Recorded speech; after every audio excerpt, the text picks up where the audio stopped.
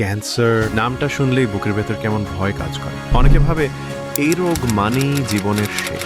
কেউ কেউ অ্যালোপ্যাথি চিকিৎসায় লাখ লাখ টাকা খরচ করে, কিন্তু শেষ পর্যন্ত সুস্থ হতে পারে না। হতাশা আর নিরাশায় থেকে যায়। কিন্তু আশার আলো এখনো নিভে যায়নি। বাংলাদেশের একজন নিবেদিত প্রাণ চিকিৎসক আছেন, cancer specialist doctor SM. Sarwar. তিনি শুধু একজন ডাক্তার নন, তিনি অনেক পরিবারের কাছে জীবনের শেষ ভরসা। তার হাতে চিকিৎসা নিয়ে ইতিমধ্যে 4,000-এরও বেশি ক্যান্সার রোগী সুস্থ হয়ে নতুন জীবন ফিরে পেয়েছেন। যারা একসময় ভেবেছিলেন সব শেষ, আজ তারা হাসছেন, স্বাভাবিক জীবনে ফিরেছেন, পরিবারের সঙ্গে নতুন করে স্বপ্ন দেখছেন। ডক্টর সারোয়ার শুধু ক্যান্সার নয়, নানান জটিল রোগেরও চিকিৎসা দিয়ে থাকেন।